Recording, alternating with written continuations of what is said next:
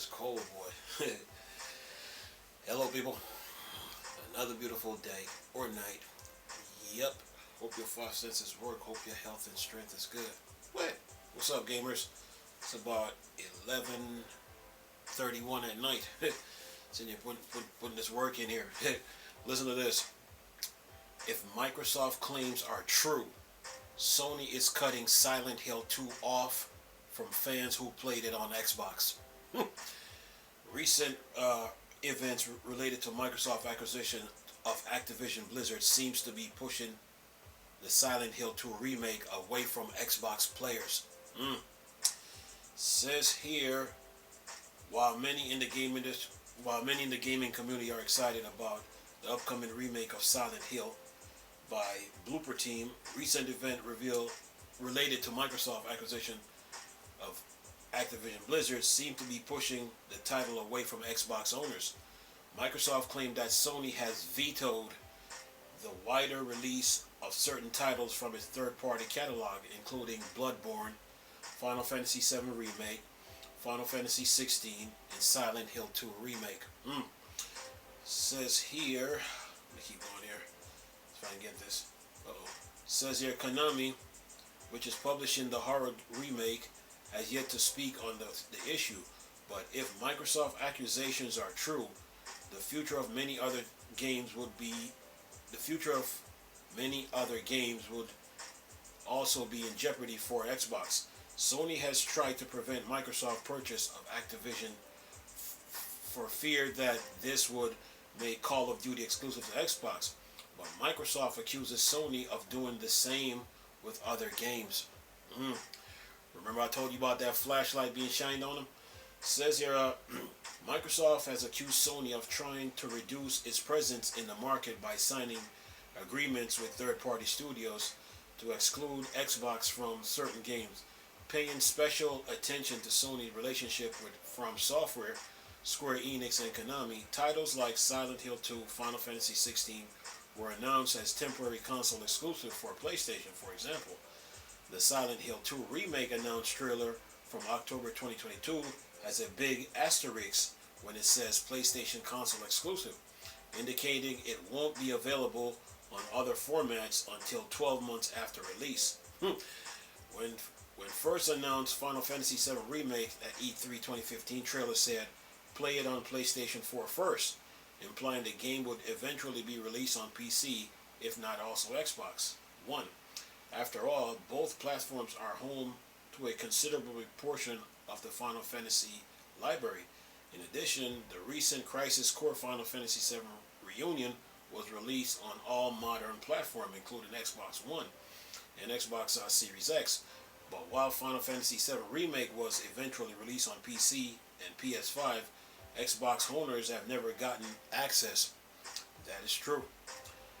Then, says here, see if I can get this here.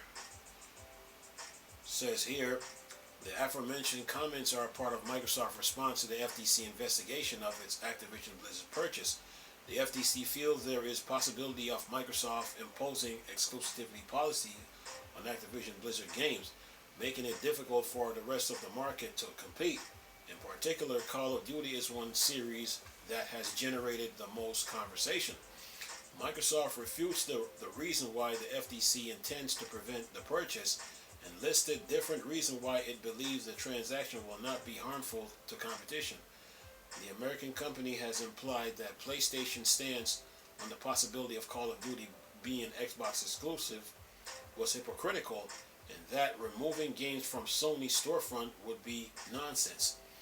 Says here, in addition, Microsoft points out that PlayStation complaints about the future of Call of Duty makes no sense because Sony already dominates the market on exclusive through famous examples. Uncharted and God of War. Microsoft point out that in 2020, 4 of the best-selling games worldwide were PlayStation exclusive. Last of Us Part 2, Ghost of Tsushima, Marvel Spider-Man, Miles Morales, and Final Fantasy VII Remake. Meanwhile, in 2021, Microsoft had no Xbox exclusive titles in the top 20. Says here, the discussion The discussion calls into question the future of several games. If Final Fantasy VII Remake is a PS5/PC exclusive, the same could happen to Final Fantasy VII Rebirth. There is also the question of what will happen to Silent Hill games, given Konami is putting out Silent Hill Townfall, Silent Hill Ascension, and Silent Hill F, with currently being unclear what deal, if any, those titles may be subjected to. And then it says, while console exclusive with third-party companies are not uncommon, what's interesting is the ambiguity of the situation.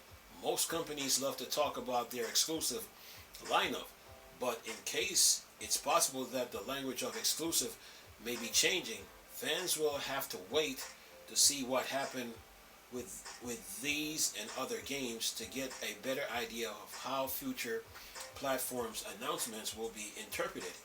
In any case, those who may end up bearing the burnt restriction on Silent Hill 2 Remake are Xbox users, as it remains to be seen what the future of one of the most famous horror franchise will look like on Microsoft hardware. Hopefully, at least one of the current slate of titles will make it to Xbox so that everyone can enjoy the series in some form. Then it says Silent Hill 2 is in development for PC and PS5.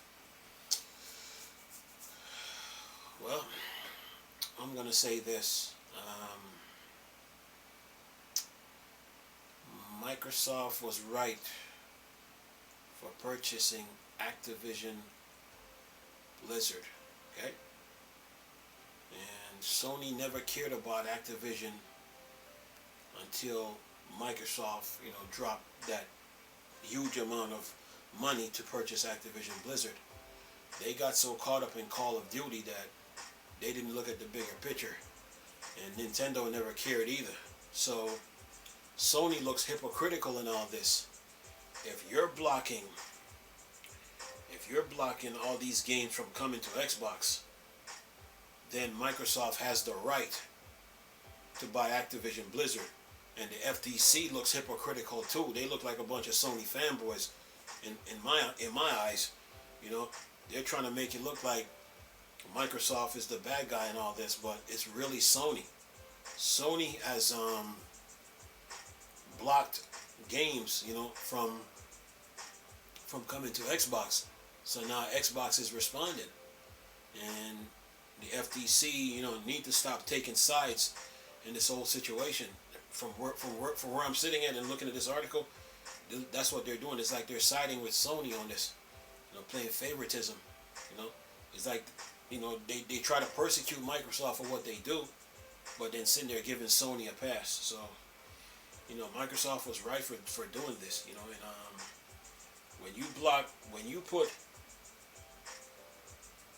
when you vetoed Bloodborne, Final Fantasy VII Remake, Final Fantasy 16, and Silent Hill 2 Remake, then Microsoft do have the right to purchase studios. If they're trying to get games on their Xbox console, they're gonna have to do that if Sony keeps doing what they're doing. So, Microsoft is right for this, man, and the support that they're getting, for this, it's gonna really help. Then this article talks about Microsoft, Sony. What did it say? Sony. Sony had 4 exclusive, but in 20. Let me see if I can get it here. I'm trying to get it. Stop it. Here we go.